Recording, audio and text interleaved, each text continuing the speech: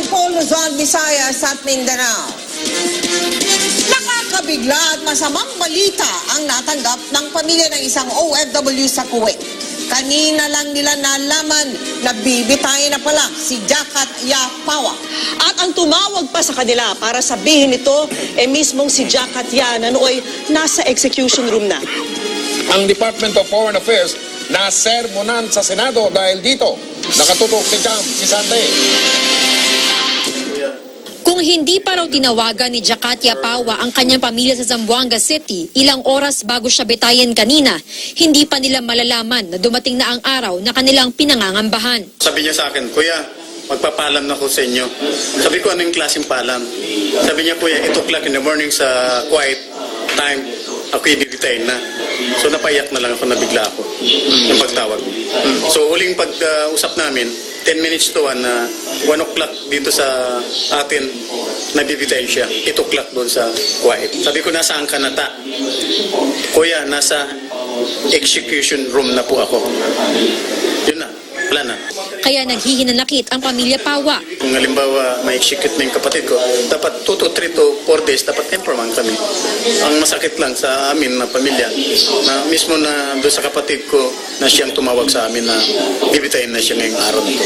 Ang buong akala raw nila, maayos ang lahat, lalo't maganda pa raw ang binalita sa kanila ng abogado ni Jakatya noong nakaraang taon. By next year, sabi niya sa akin, madala mo na yung kapatid mo, year 2017. So nabigla kami kanina, iba palang kabaliktaran. Sa pagdinig kanina ng Senate Committee on Labor, tanong ng isang OFW group, sino ba sa gobyerno ang dapat kumausap sa pamilya ng mga OFW na nasa death row? There's one case na kami pa po ang nagsabi sa pamilya na execute na yung anak.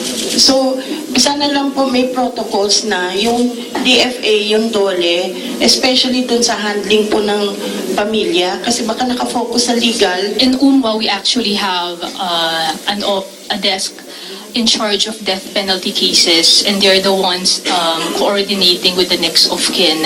Give us an assurance that a working policy is in place, because it's kind of absurd to hear that the family of Miss Pawa just learned about it. Dumaan ng 3 administrasyon ang kaso ni Pawa, mula sa Arroyo hanggang sa Duterte administration.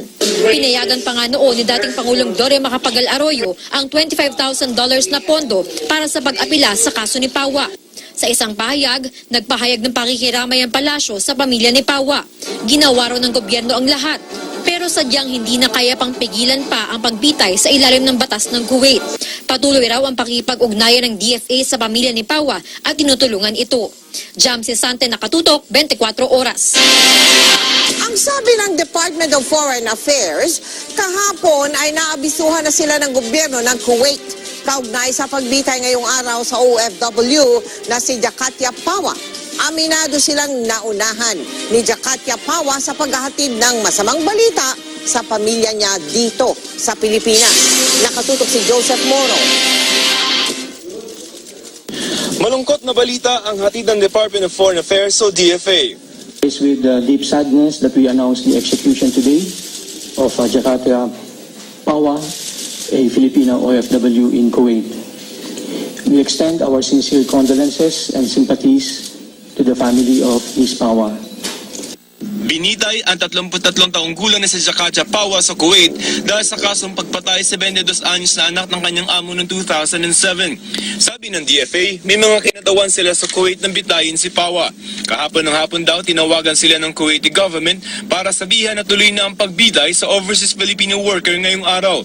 Pero naunahan daw sila ni Pawa na tawagan ng mga kaanak niya sa napipinto niyang pagbitay.